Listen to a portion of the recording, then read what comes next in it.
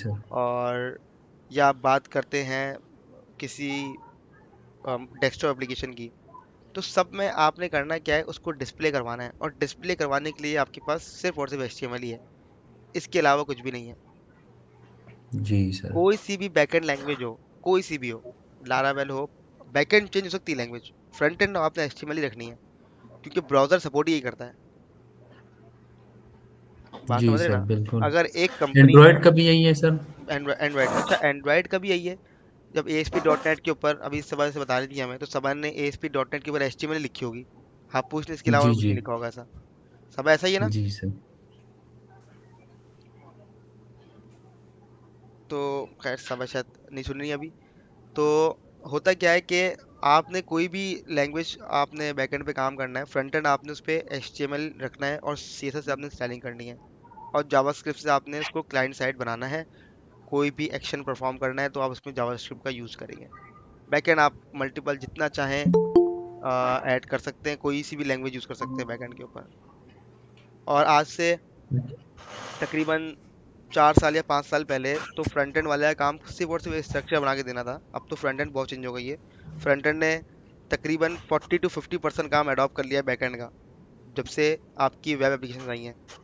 और मैं तो बोलूंगा कि सेवेंटी जी परसेंट सर। क्योंकि आप बैक अच्छा एंड। सर ये जो वेब एप्लीकेशन डेस्कटॉप एप्लीकेशंस हैं, जी तो इन्होंने भी ऐसी सेटिंग्स की होगी कि रिस्पॉन्सिव के थ्रू फिर वो जो एंड्रॉयड ऐप वो बनाते हैं तो उसका हम्म। डिस्प्ले उधर आ जाता है। हाँ, देखिए जब आप बात करते हैं ना मोबाइल एप्लीकेशन की, मोबाइल एप्लीकेशन में जी रिस्पॉन्सिव नहीं जी होता सर। फिर। मोबाइल एप्लीकेशन पे क्या होता है कि आप लोगों के पास एक प्लेटफॉर्म ही अलग होता है। आप लोग वो चीज़ बना ही रहे होते हैं मोबाइल, उसमें कोई मीडिया की भी यूज़ नहीं होती फिर। उसमें क्या होता है कि आपके पास जब आप बनाने बैठते हैं ना, जिस तरह मैं वेबसाइट बनाता हूँ, तो मुझे वेबसाइट देखने के लिए जी सर। ब्राउज़र का इस्तेमाल करना पड़ता है अपने। ठीक है, ब्राउज़र पे जी लिंक डाल सर। के एंटर करता हूँ तो मुझे नज़र आ रहा होता है। इस तरीके से मोबाइल एप्लीकेशन के लिए इस्तेमाल होता है सिमुलेटर और एमुलेटर, जो उसके अपने ब्राउज़र होते हैं, जो कि जिनका जी साइज सर। होता है एक फ़ोन के बराबर। वो गूगल क्रोम पे नहीं खुलता। जी सर। ठीक है, उसके जो जी सर। फ्रंट एंड लैंग्वेज है ना, वो HTML जैसी है।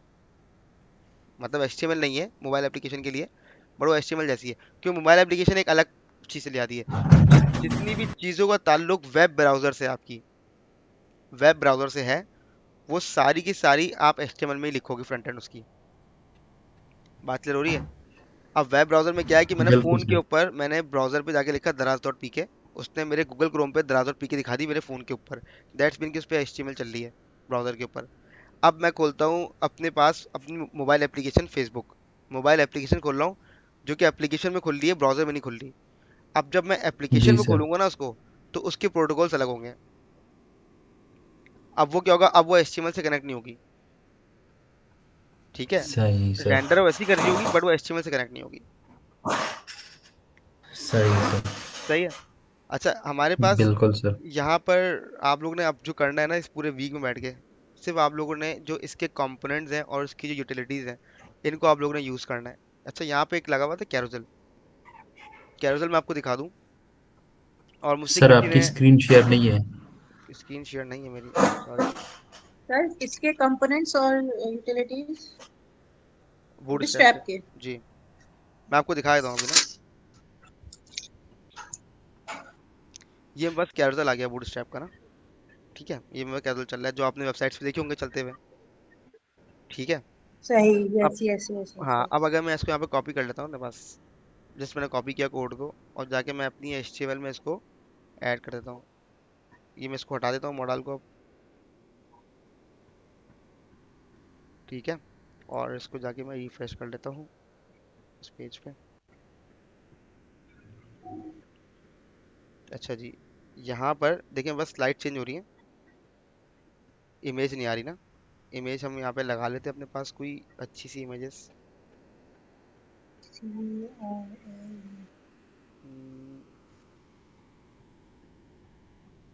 लेक्चर 4 में शायद इमेजेस का फोल्डर हो। ये आ रही 2 इमेजेस ना। यहाँ से पूरा फोल्डर कॉपी कर लेते हैं, और बूटस्ट्रैप के फोल्डर में जाके इस वाले फोल्डर को पेस्ट कर देते हैं। ठीक है, इमेजेस का नाम क्या है, इमेज अंडरस्कोर 1।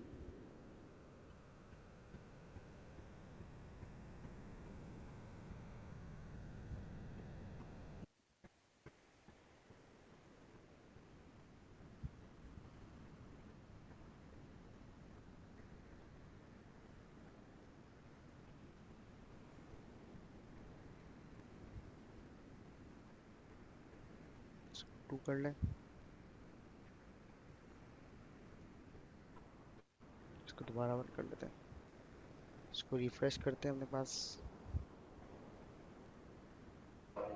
ये देखें मेरे पास स्लाइडर आ गया अपना, मैं क्लिक कर रहा हूँ तो स्लाइड चल रही है मेरी।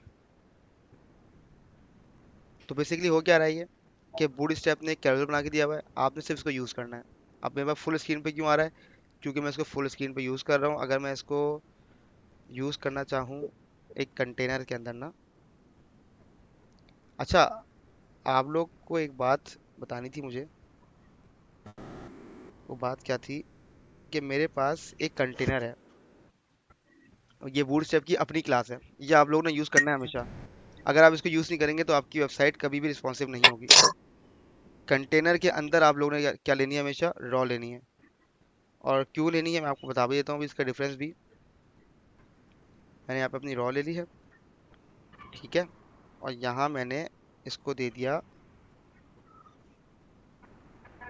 डिफ class equal to call md12,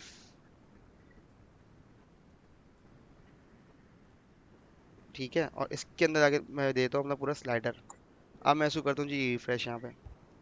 तो आप देखिए किसने करा क्या, एक कंटेनर में इसको ऐड कर दिया, ठीक है, लेफ्ट और राइट आपकी स्पेस आ गई है। अगर मैं आपको अपना डिज़ाइन दिखाऊँ ना, तो ये पूरा का पूरा एक कंटेनर में है। ये देख रहे हैं, लेफ्ट और राइट से देखें स्पेस छुटी हुई है इसके, लेफ्ट और राइट से स्पेस छुटी हुई है, लेफ्ट और राइट से स्पेस छुटी हुई है, ठीक है। यहाँ देखें बैकग्राउंड पूरी इमेज आ रही है। अगर मैं कंटेनर के बैकग्राउंड पे इमेज लाऊंगा तो यहाँ तक आएगी अपने, सही है।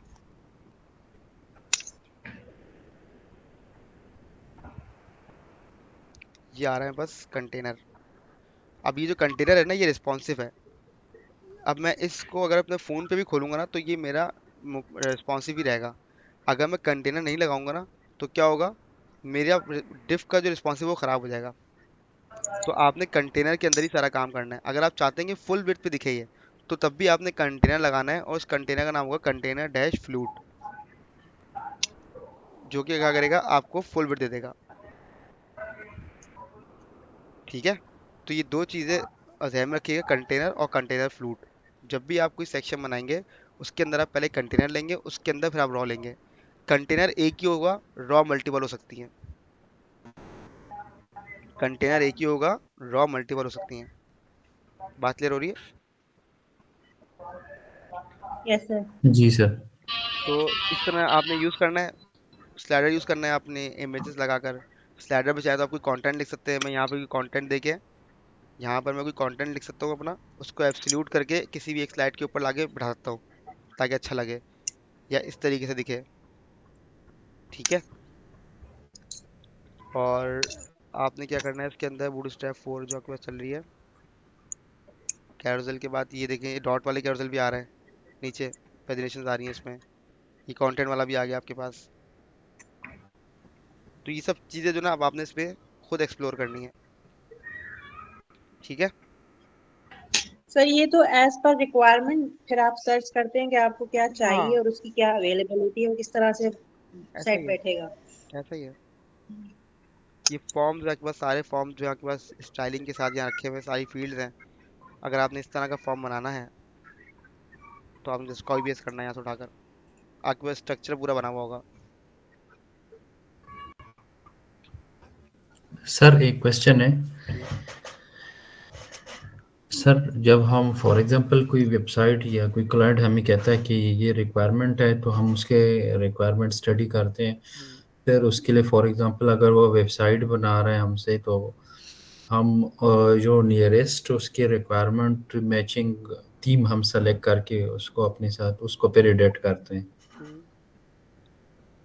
हम्म। और यहाँ सर हमारे पास पूरा फ्रेमवर्क पड़ा है, और तो फिर उसमें से हम चीज़ें एडजस्ट करेंगे तो उसका रिस्पॉन्सिव वगैरह सारी चीज़ें डिस्टर्ब नहीं होंगी फिर। मैं इसका जवाब देता हूँ आपको, बस 5 मिनट हो गया, अजान हो जाए फिर मैं आपको जवाब देता हूँ उसका, ओके सर। ठीक है। Okay sir. 5 मिनट बाद कंटिन्यू करते हैं। जी सर।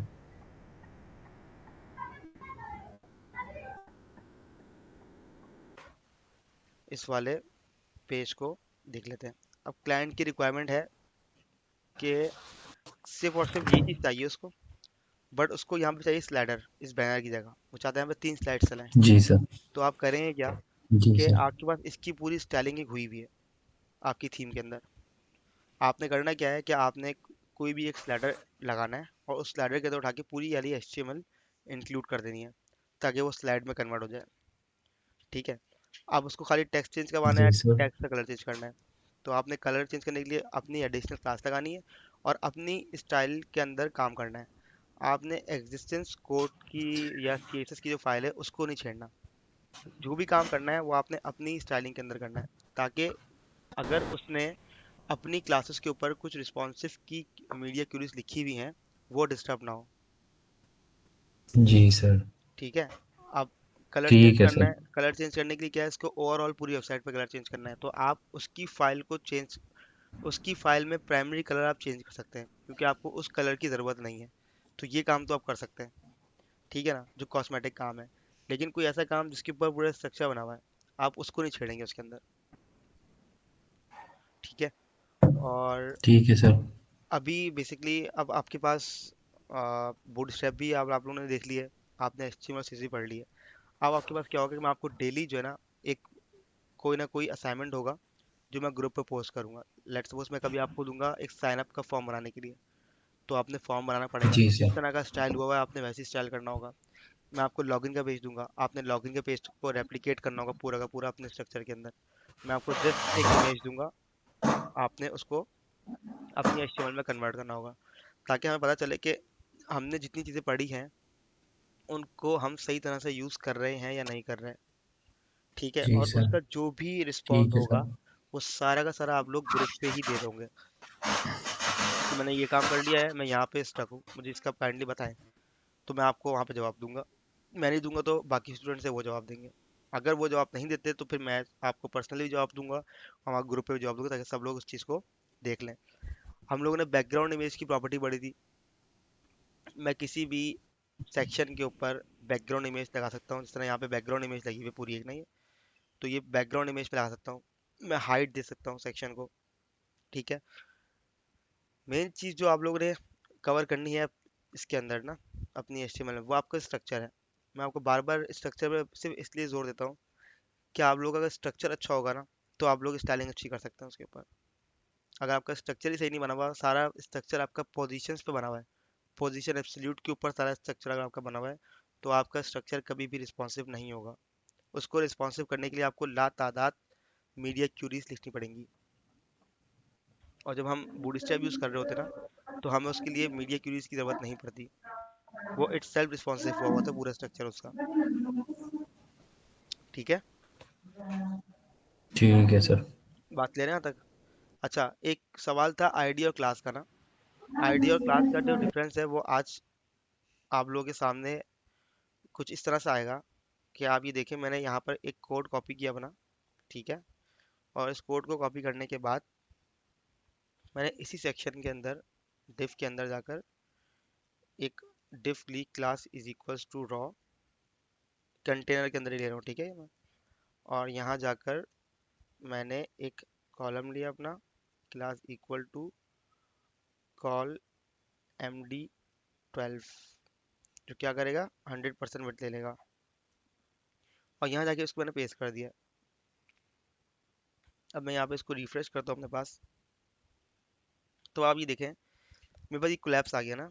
मैं इसका कंटेंट जब इस पर क्लिक कर रहा हूँ तो ये दिख रहा है, इस पर क्लिक कर रहा हूँ तो ये दिख रहा है, इस पर क्लिक कर रहा हूँ तो ये चीज़ दिख रही है। ठीक है, ऊपर मैं अपने स्लाइडर को बंद कर देता हूँ, डिस्टर्ब कर रहा है ये।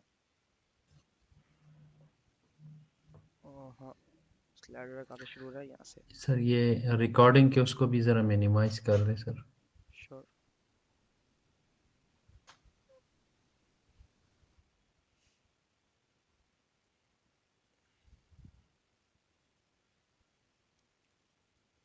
ठीक है, अब मैं इसको यहाँ रिफ्रेश करता हूँ। क्लास और आईडी का हमने पढ़ा था भाई कि क्लास हम मल्टीपल यूज़ कर सकते हैं और आईडी एक ही मतलब यूज़ करेंगे। क्यों आईडी मतलब यूज़ करेंगे? क्योंकि मुझे इस वाली हेडिंग को बताना है कि मुझे सिर्फ ये वाला सेक्शन शो करवाना है। तो ये वाला सेक्शन शो करवाने के लिए मुझे इन दोनों की आईडी सेम रखनी होंगी, कि अगर मैं आईडी 1 पे क्लिक कर रहा हूँ तो आईडी 1 वाली ही शो हो। ये देखें, यहाँ मैंने आईडी दी हुई है इसको क्लास के साथ, अकॉर्डियन एग्जाम्पल। ठीक है, इसको मैंने एक आईडी दे दी, और इस आईडी को मैंने इसके एट्रीब्यूट में रख लिया। क्या हैश आईडी होती है, अकॉर्डियन एग्जाम्पल वाली जो मेरे पास है वो शो करवानी है। और यहाँ मैं लिखी हुई आईडी हेडिंग 1। अब बेसिकली कर क्या रहा है ना ये, अगर इसको अभी देखें, मैंने इस बटन पे क्लिक करना है। इस बटन पे क्लिक करके मैंने इसको बताया डेटा टारगेट, जाके टारगेट करो जिसकी आईडी कोलैप्स 1 हो, जिसकी आईडी क्या हो, कोलैप्स 1 हो। तो क्या करेगा ये, इस ड्रिफ्ट में देखेगा कि आईडी किसी की कोलैप्स 1 है, क्योंकि आईडी यूनिक है। अगर मैं इस आईडी को नीचे पेस्ट कर दूं उठा के, इस वाले 1 को अगर मैं यहाँ पे पेस्ट कर दूं 2 की जगह, अब क्या होगा। अब मैं क्लिक करता हूँ, मैंने इस पे क्लिक किया, देख कर क्या रहा है ये, इसको भी ऑन कर रहा है और इसी की क्लिक पे इसको भी ऑन कर रहा है। क्यों ऑन कर रहा है ऐसे, क्योंकि इसको आईडी यूनिक मिली नहीं। जहां जहां उसको वो आईडी मिल रही है ना, वहां वहां वो काम कर रहा है। अगर मैं, मुझे खाली इसको क्लिक करके सिर्फ ये वाला कंटेंट क्लोज और ओपन करना था, बट क्या हो रहा है, मैं इसको क्लिक करके ये वाला भी ओपन करवा रहा हूँ, जिसकी वजह से क्या होगा, मेरा काम यहाँ पर खराब होगा। अगर यहाँ पर बाय डिफॉल्ट एक शो हो रहा होगा, ये हो रहा है शो, इसको यहाँ से मैं हटाता हूँ। अब आपको और सही समझ में आएगा। अब देखिए सारे बंद पड़े हैं मैं तीनों। अब होना क्या चाहिए कि अगर मैं पहले पे क्लिक कर रहा हूँ तो मुझे इसका कंटेंट दिखना चाहिए ना, ऐसा ही है। अब मैं क्लिक कर रहा हूँ इस पे, बट कंटेंट मुझे दोनों का दिख रहा है। क्यों, क्योंकि आईडी क्या हो गई, सेम हो गई। अब मैंने शुरू में बताया था क्या कि आईडी यूनिक सेलेक्टर है। यूनिक सेलेक्टर का मतलब क्या है, कि किसी भी स्पेसिफिक एक डिफ पे यूज करता हूँ मैं उस आईडी को, मल्टीपल जगह यूज नहीं कर सकता। अगर मैंने उसको मल्टीपल जगह यूज करा तो मेरे पास इस तरह के कॉन्फ्लिक्ट आएंगे, कि मैं पहला हेडिंग खोलना चाहता हूँ बट दूसरी भी खुल रही है। उसकी वजह क्या है, कि मैंने आईडी को मल्टीपल टाइम सेम आईडी मैंने यूज कर ली। मतलब इस हेडिंग 1 को, इस कोलैप्स 1 को मैंने नीचे भी यूज कर लिया। तो क्या होगा, जहां जहां इसको कोलैप्स 1 मिल रहा होगा ना आईडी के अंदर, वहां वहां इसको ऑन कर देगा। अब क्या पता ये कोलैप्स 1 मैंने अपने स्लाइडर पे लगाया हुआ हो। अगर मैं आईडी सेम रखना शुरू कर दूं तो क्या होगा, ये फट जाएगा कोड मेरा। ये बोलेगा भाई आपके पास तो मल्टीपल आईडीज हैं, मैं काम ही नहीं कर सकता इसके लिए। तो आईडी का जो यूनिक सेलेक्टर हम कहते हैं, उसकी वजह ये होती है कि जावास्क्रिप्ट के अंदर जब हम कोई काम करवा रहे होते हैं, हम आईडी बेस्ड काम कर रहे होते हैं किसी भी यूनिक चीज पे काम करने के लिए। बात क्लियर हो रही है, उस पे हम क्लास से काम नहीं करते। अगर हमने क्लास से काम करना है जावास्क्रिप्ट के अंदर, और मैं ये चाहता हूँ कि सबकी क्लासेस सेम हो, तो फिर मुझे थोड़ा सा अपनी कंडीशंस देनी पड़ती हैं, कि जिस पे क्लिक कर रहा है उसी के अंदर दिस का जो मैं आपको बताया था कीवर्ड, कि दिस पे क्लिक कर रहा है अगर, तो इसमें फाइंड करे खाली इस रैप के अंदर जो सेम क्लास हो। मतलब मैं उसको बताऊंगा ये कि भाई जब इस पे क्लिक करो, तो क्लिक करने के बाद इसकी पेरेंट क्लास होगी कार्ड हेडर, उस कार्ड हेडर के अंदर फाइंड करो कि क्लैप्स 1 कहाँ आ रहा है, और इसको टारगेट करो, तो ये एक लंबा काम हो जाएगा क्लास के थ्रू। तो आईडी बेसिकली क्या होगा, कि हम हर जगह यूनिक रखेंगे। मैंने आईडी लिखी हेडिंग 1 यहाँ पे, कोलैप्स, कोलैप्स 1 मैंने लिखी यहाँ पे, और यहाँ मैंने इसको टारगेट करवा दिया। यहाँ मैं लिखा कोलैप्स 2, या हेड आईडी जो है कोलैप्स में 2 कर दूंगा, ताकि मेरी फंक्शनैलिटी ठीक काम करे। ठीक है, इसी तरीके से मुझे काम करना है कोलैप्स 3 पे, तो मैंने इसकी आईडी क्या रखी, यूनिक। तो देखिए हर किसी की आईडी यूनिक है, सेम नहीं जा रही। अगर सेम जाएगी तो मैंने आपको बता दिया कि वो करेगा क्या, आपके पास कॉन्फ्लिक्ट देना शुरू कर देगा, कि मतलब एक क्लिक के ऊपर मज़ीद चीज़ें खुल रही होंगी। आप देखेंगे ये बिल्कुल ठीक काम करेगा। मैंने फर्स्ट पे क्लिक किया, फर्स्ट का कंटेंट शो हो गया। सेकंड पे क्लिक किया, सेकंड का कंटेंट शो हो गया। थर्ड पे क्लिक किया और थर्ड का कंटेंट शो हो गया। तो ये बेसिकली डिफरेंस हमारा किसमें, क्लास और आईडी के अंदर। ठीक है, अब क्लास मल्टीपल जगह यूज क्यों करनी है, क्योंकि मुझे इन सब की स्टाइलिंग सेम रखनी है। तो एक क्लास से काम हो गया। अगर मुझे इन सब के एक्शन अलग अलग रखने हैं, जैसे ये एक्शन अलग अलग है ना, कि एक पे जब मैं क्लिक करूँ तो खाली वही चीज़ दिखे, तो फिर मुझे क्या करना पड़ेगा, उसके लिए आईडी यूज करनी पड़ेगी। तो ये आपके पास एक मेन डिफरेंस है क्लास का और आईडी का। बात क्लियर हो रही है। जी सर। सर है। कोई ऐसी चीज जो यहाँ पे कोई मसला कर रही हो आप लोगों को, देखें। पूरी की पूरी वेबसाइट्स के अंदर ना जितनी वेबसाइट होंगी उनमें सिर्फ ये यूज़ हो रहा होगा, या टैबिंग यूज़ हो रही होंगी या कोलैप्स यूज़ हो रहा होगा। ठीक है, टैबिंग भी यहाँ पर है, यहाँ पे नेफ करके एक वो आ रहा होगा आपके पास, ये आ रहा है नेफ्स। यहाँ पे आपको टैब्स मिल जाएंगे, उसमें भी क्या होगा, सेम चीज़ यूज़ हो रही होगी। सेम चीज़ क्या, आईडी के बिहाफ पे ही काम हो रहा होगा। ये देख रहे हैं आप, ये मेरे पास चल रहे हैं, सबसे नीचे होगा, सॉरी, ये रहा, ये रहा, ये देख रहे हैं। अब मैं क्लिक कर रहा हूँ तो इनका कंटेंट चेंज हो रहा है। अब जो ये कंटेंट चेंज हो रहा है इसमें भी क्या हो रहा है कि आईडी यूनिक लगी हुई है। मैं बताता हूँ कि भाई एक आईडी है मेरे पास होम के नाम से, डाटा टारगेट होम करो। अब देखिएगा भाई होम कहाँ है, होम लगा हुआ इस आईडी के अंदर है। तो क्या करेगा कि इस आईडी वाला कंटेंट शो करवा देगा यहाँ पर। ठीक है, अब प्रोफाइल पे जाने के लिए एक अलग आईडी यूज करनी पड़ेगी मुझे, जो प्रोफाइल के बटन पे भी हो और वही सेम चीज प्रोफाइल के सेक्शन पे भी हो, ताकि प्रोफाइल पे क्लिक करके स्पेसिफिक मैं प्रोफाइल का कंटेंट जो है विजिबल कर सकूं। बात क्लियर हो रही है? उसके लिए क्या होगा, प्रोफाइल की आईडी अलग है, कांटेक्ट के लिए कांटेक्ट की आईडी अलग है। तो हो क्या रहा है बेसिकली कि मेरे पास कंटेंट को यूनिक रखने के लिए मैं आईडी यूज कर रहा हूँ।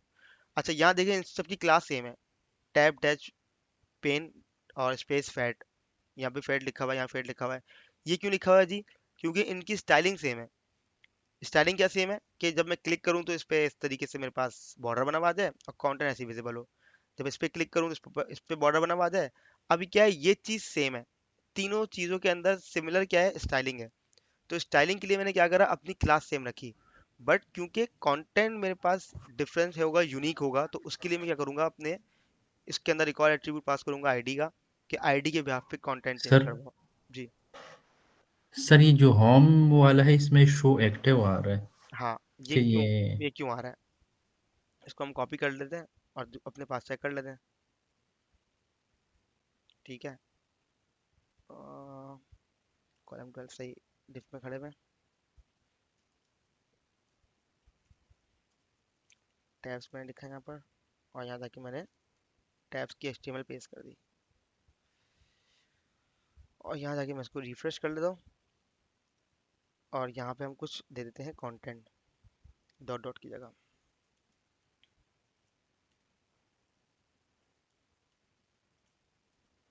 यहाँ मैं H1 दे देता हूँ, और मैं बताता हूँ दिस इज होम कंटेंट। ठीक है, इसी को मैं कॉपी करता हूँ, यहाँ जाकर मैं इसको बोलता हूँ दिस इज प्रोफाइल कंटेंट। इसी तरीके से मैं इसको यहाँ पे कॉपी करके पेस्ट करता हूँ और बोलता हूँ this is contact content.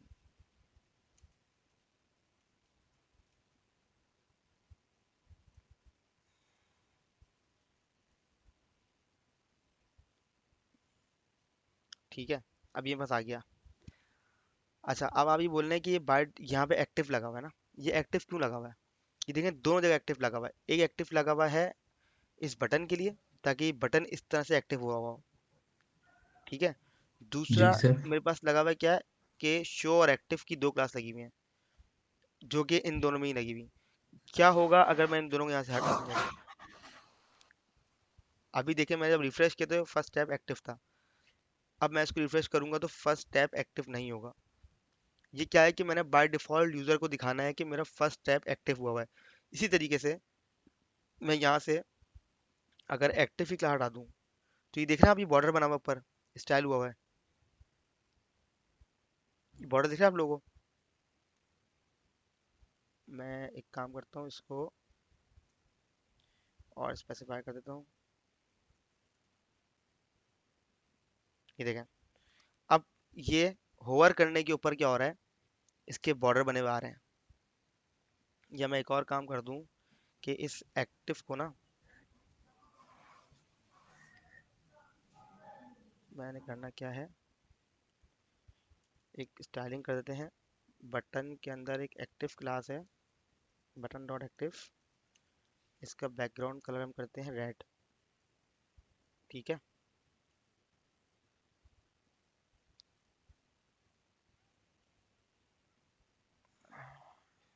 Show नहीं हुआ रेड, इसको देख लेते हैं अभी।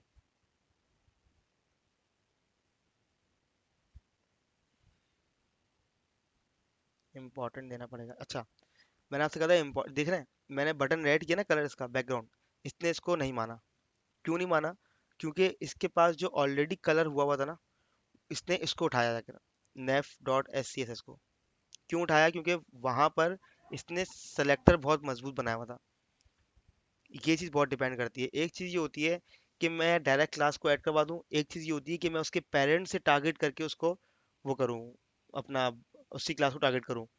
तो मुझे एक बात बताएं, एक ऐसी एग्जांपल ले लें कि मैंने किसी को एड्रेस बताना है घर का, सही है, और मैं बोलूं कि हाउस नंबर A44, ठीक है, बात क्लियर हो रही है?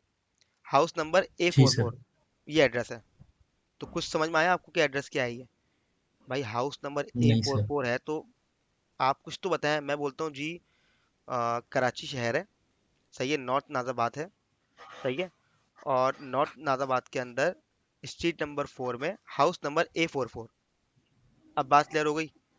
अब आपको पता है बहुत जी, क्लियर हो कराची गया शहर सर। में जाके जी मुझे सर। नॉर्थ नाजाबाद में जाना है, स्ट्रीट नंबर मेरी 11, वहाँ पे हाउस नंबर A44 है। तो ये चीज़ ज़्यादा आपकी मायने रखेगी, या मैं बोलूँगा हाउस नंबर A44, या ये आपका मायने रखेगा ज़्यादा? फर्स्ट वाला सर फर्स्ट ज़्यादा वाला ना, कि क्लियर है। आपने पूरा का पूरा इसका रिलेशन बता दिया। अब क्या हो रहा है बिल्कुल सर। कि इस वाली जो क्लास है, इसमें से बताया कि डॉट नेफ टैब्स के अंदर एक क्लास होगी नेफ लिंक के नाम से, उसका बैकग्राउंड है ट्रांसपेरेंट। अब मैं यहाँ गया जी, भाई ये नेफ लिंक तो है, मतलब इसके ऊपर नेफ टैब भी होगा कहीं ना कहीं। मैं गया, ये आ गया नेफ टैब। तो नेफ टैब के अंदर जो नेफ लिंक है उसका कलर ये है। अब मैंने क्या करा, डायरेक्टली सिर्फ नेफ लिंक को उठाकर कलर दे दिया। तो इसने क्या किया, इसको पढ़ा ही नहीं, मतलब इसने इसको ओवरराइट कर दिया। पढ़ा, क्या लगा, नहीं ये सही नहीं है, ये एड्रेस मुझे पूरा मिला है, तो ये चीज़ सही है बिल्कुल। अब मैं करूँगा क्या, कि अगर मुझे इस चीज़ को मनवाना है कि नहीं ये चीज़ है, इसको फॉलो करना है, तो मैं एक प्रॉपर्टी होती है इम्पोर्टेंट की, जो एक्सप्लेनेशन मार्क के साथ इम्पोर्टेंट होता है। अब क्या होता है कि मैंने इसको बता दिया कि अब तुम पीछे का छोड़ दो, क्या एड्रेस है, जो मेरा वाला है ना ये इंपॉर्टेंट है। अगर तुम्हें जहां पर भी ये चीज मिल जाए ना, तो उसको जाके बैकग्राउंड कर दो उसका रेड, ठीक है। अब मैं क्लिक करता हूँ, इसे रेड कर दिया इसको। क्यों? क्योंकि मैंने इसको बता दिया कि ये इंपॉर्टेंट है।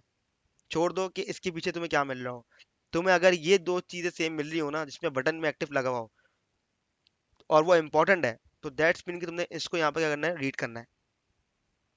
बात क्लियर हो रही है?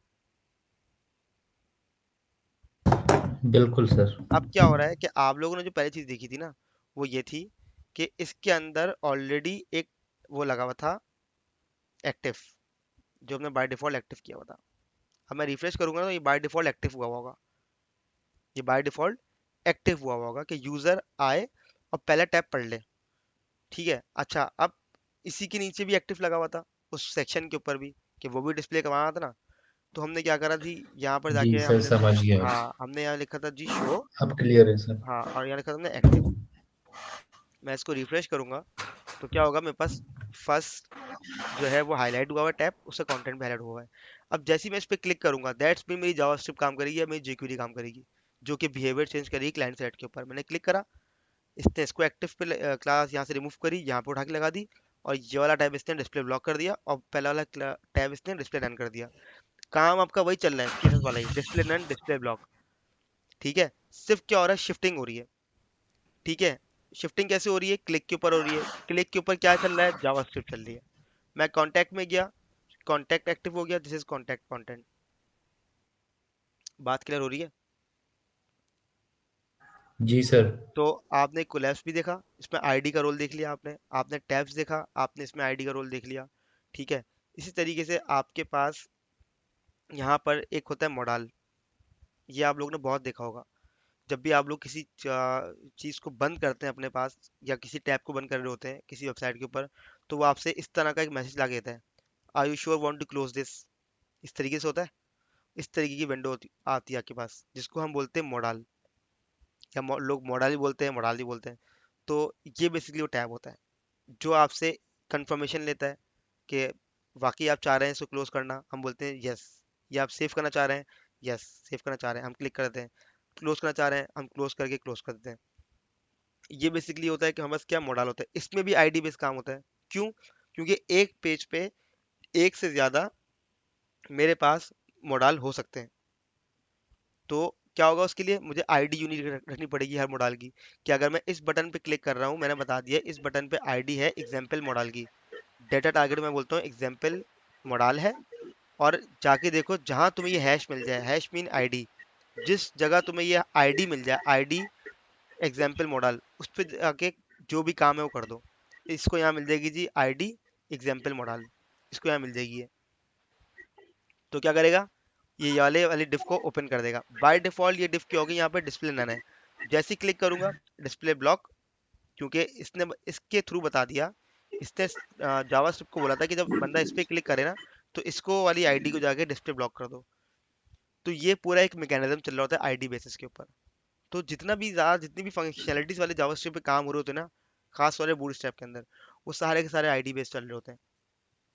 बात क्लियर हो रही है? Yes sir. इस तरीके जी से सर। यहाँ पे टोस्ट मैसेज हैं। आपने देखा होगा जब आप क्लिक करते हैं या किसी पे होवर करते हैं, तो आपके पास शो लाइफ, मैंने क्लिक करा, ये लिखा हुआ आ गया। ये देखें, मैंने क्लिक किया, hello world this is a toast message, जो कि कुछ टाइम के लिए आता है। जब आप फेसबुक यूज कर रहे होते हैं, तो आपके पास आता है योर फ्रेंड इज ऑनलाइन, आपके पास लिखा हुआ आता है ना, जब साइड में एक टोस्ट मैसेज शो हो जाता है। या कोई अगर आप फेसबुक यूज कर रहे हैं, कोई आपके ऊपर आपकी पोस्ट पे कमेंट करता है, तो आपके पास इस तरह का एक पॉपअप खुलता है फौरन से, जो देखें राइट साइड पे देखिएगा, इस तरीके से, कि फला बंदे ने आपके कमेंट किया पोस्ट के ऊपर, और वो कुछ देर बाद ऑफ हो जाता है। उसको हम बोलते हैं टोस्ट मैसेज बोलते हैं। वो किस तरह काम करते हैं वो भी आप देख लें भाई। ये भी क्या हो रहा है, आईडी बेस पे काम हो रहा है। कि जब मैं इस पे क्लिक कर रहा हूँ, तो इसने इस वाली डिफ तक टारगेट कैसे पहुंचाया, इस आईडी के थ्रू पहुंचाया। बात क्लियर हो रही है?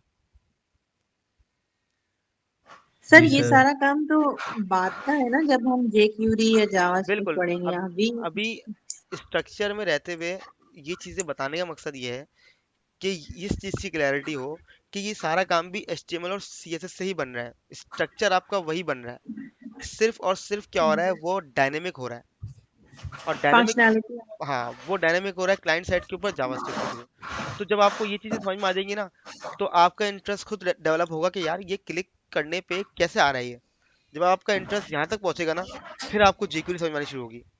अभी जेक्यूरी बनाने बैठ जी जाऊंगा, सर। कोई फर्क फायदा नहीं है उसका।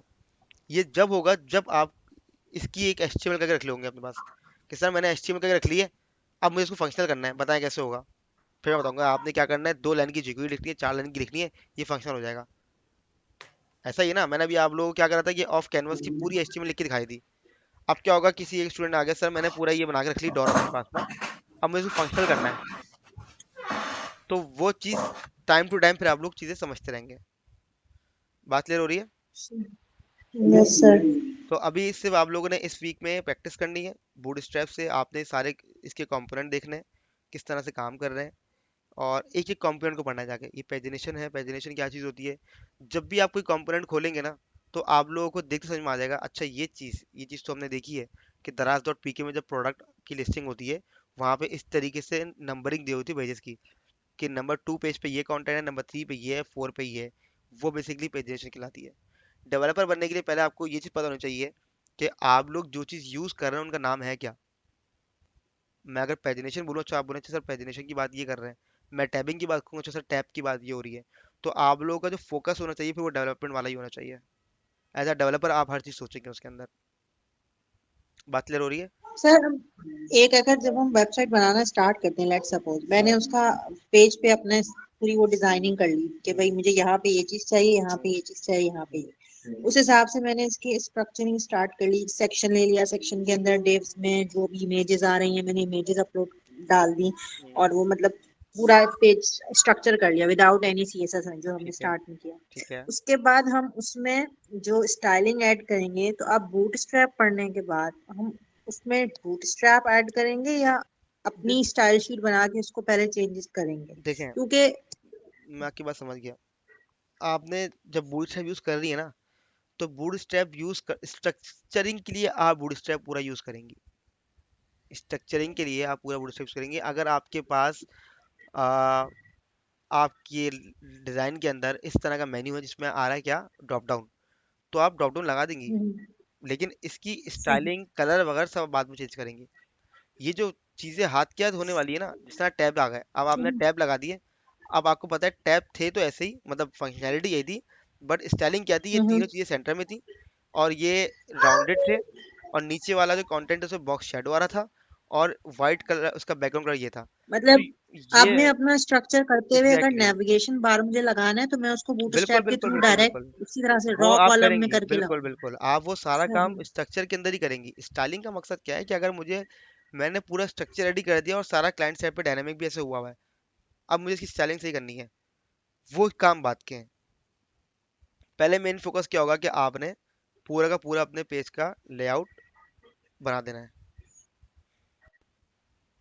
बात क्लियर है? मतलब अब जब हम स्ट्रक्चर स्टार्ट करेंगे तो वो बूटस्ट्रैप के साथ बनाएंगे। बिल्कुल बूटस्ट्रैप से बनाएंगे उसको।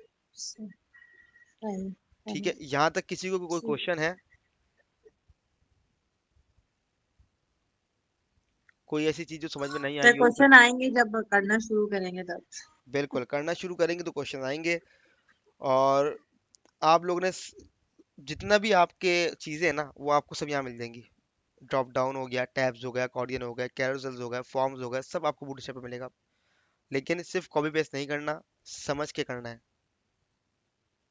ठीक है, सिर्फ कॉपी पेस्ट नहीं करना, समझ के करना है काम। तो आ, सर सर इस वेबसाइट पे अकाउंट बनाना पड़ेगा या बस डायरेक्ट ओपन नहीं नहीं नहीं करके आप? नहीं, ये तो आपने कुछ भी नहीं करना, सिर्फ खोलना है। और आपने इसका सीरियल मेरे को बताया, W3 स्कूल से जाके आपने इसका सीरियल कॉपी करना है पूरा, अपने हेडर की फाइल में डालना है, और जस्ट काम शुरू कर देना है। ये कोई वो नहीं है आपका पेड, वो नहीं, फ्रेमवर्क नहीं है आपका ये लिंक आपके पास भी ऐसे ही खुलेगा। काइंडली सर ये ज़रा ये लिंक ज़रा कॉपी करके घर पेस्ट करें व्हाट्सएप पे। मैं देता हूँ उसको, मानना ही थैंक नहीं है, यू। देता हूँ आपको। यहाँ से मैं देता हूँ आपको इंट्रोडक्शन से।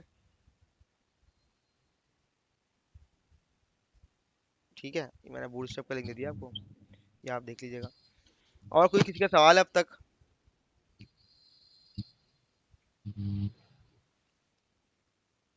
सर इसको जी बोले। मैं कह रहा हूँ सर, इसको जैसे हम लिंक दे रहे थे वो मतलब किसी भी चीज के लिए लिंक दे रहे थे अपनी उस पे विजुअल स्टूडियो पे, तो इसका भी लिंक देना पड़ेगा? हाँ, इसका सीडीएन है ना, मैंने आपको बताया तो है अभी कि W3 सर स्कूल का सीडीएन है, वो आपने यूज करना है। और मैं आपको वो भी दे देता हूँ ग्रुप के ऊपर। ठीक वो है, मतलब हेडर में लिखना था? हेडर में लिखना होगा वो आपको ना। आपने अपनी ठीक है। हेड की फाइल में जाके से फॉर, मैं आपको जस्ट एक काम ही करता हूँ, मैं आपको स्ट्रक्चर दे देता हूँ।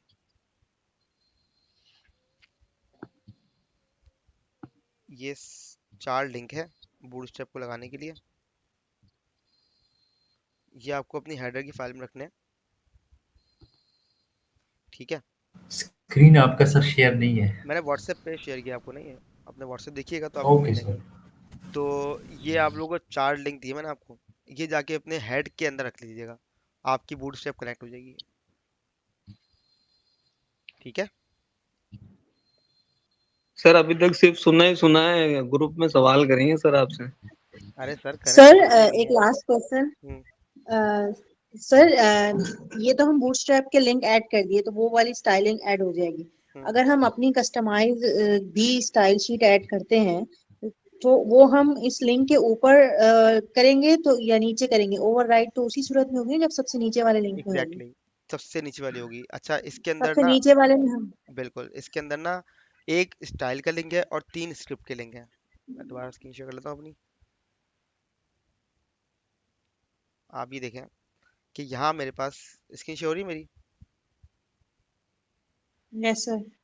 यहाँ मेरे पास आप ये देखें, एक लिंक है स्टाइल का और बाकी 3 है स्क्रिप्ट के। ठीक है, जब आपको कोई अपनी न्यू स्टाइल ऐड करनी है ना, तो आप कहाँ करेंगे, वो यहाँ करेंगे, इस लिंक के नीचे। इस लिंक के नीचे आपकी कस्टम ओके। सीएसएस होगी, कस्टम सीएसएस का लिंक लगेगा। ठीक है, और कोई अगर आपने सही। जावास्क्रिप्ट ऐड करनी है तो वो कहाँ लगेगा, सबसे नीचे लगेगा आपके यहाँ। स्क्रिप्ट के बाद। बिल्कुल, यहाँ आपकी कस्टम स्क्रिप्ट लगेगी। बात क्लियर है? जी सर। बस ये चीज़ करनी होगी उसको जी आपको। सर। बाकी प्रैक्टिस करें, जितना प्रैक्टिस करेंगे उतना समझ में आएंगी बाकी चीज़ें। और कोशिश करें कि एक दूसरे की भी हेल्प आउट करें। कोई जिसको जो समझ में आता है वो दूसरों को डिलीवर करे, ताकि उसका भी कॉन्सेप्ट क्लियर जी हो सर। और सामने वाले का भी कॉन्सेप्ट क्लियर हो।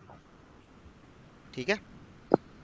ताकि सर हमें भी ठीक है सर। पता चले सर कि हम क्या समझ रहे हैं, अगर कोई बिल्कुल हमसे गलती हो समझने में, आप बिल्कुल फिर बताएं सर बिल्कुल हमें। ऐसा ही ना, ताकि मुझे पता चले ना कि एक स्टूडेंट जो जवाब दे रहा है और इसमें कोई कबाहत नहीं है। मैं आपको बताऊं ना, कोई इसमें उसकी की बिल्कुल बात सर। नहीं है कि हम सब सीखने में बैठे ना यहाँ पर। तो सीखते वक्त बंदा गलतियां भी करेगा, तो अक्लमंद वही जी होगा सर। जो गलती करके सीख जाएगा। ठीक है ना? ना कि वो कि जो गलती करके खामोशी से बैठा हुआ है और बस वो अपना टाइम वेस्ट कर रहा है। तो वो अपने साथ जो है ना, खुद को धोखा दे रहा है बंदा। तो जाहिर सी बात है, जब पढ़ने आए हुए हैं और पे कर रहे हैं पढ़ने के, तो जितना मैक्सिमम हो सकता है उतना उसको यूटिलाइज करें। सही है ना? जी तो सर। ठीक आज है की सर। क्लास को यहीं पे एंड करते हैं। ठीक है। लेक्चर में अपलोड कर दूंगा। आज के लेक्चर में इंट्रोडक्शन हैं काफ़ी ज़्यादा और चीज़ें काफ़ी डिटेल में पढ़ी हैं। तो क्लाइंट साइड, सर्वर साइड, और जो हमने चीज़ें देखी हैं बूट स्ट्रैप के अंदर हमने आईडी की चीज़ें देखी है, वो लेक्चर ज़रूर देखिएगा एक मतलब दोबारा से। ठीक है ना? ताकि आप लोगों का कॉन्सेप्ट क्लियर है। ठीक है। Thank you so much sir for चलिए, your most valuable welcome. Time. ठीक है, तो लोग ट्राई करें, आप लोग कोशिश करें। मैं आप लोग को डिज़ाइन ही प्रोवाइड ओके करूंगा सर। और मुझे डिज़ाइन ही बना के दीजिएगा। ठीक है। Okay sir. ठीक है। Thank you.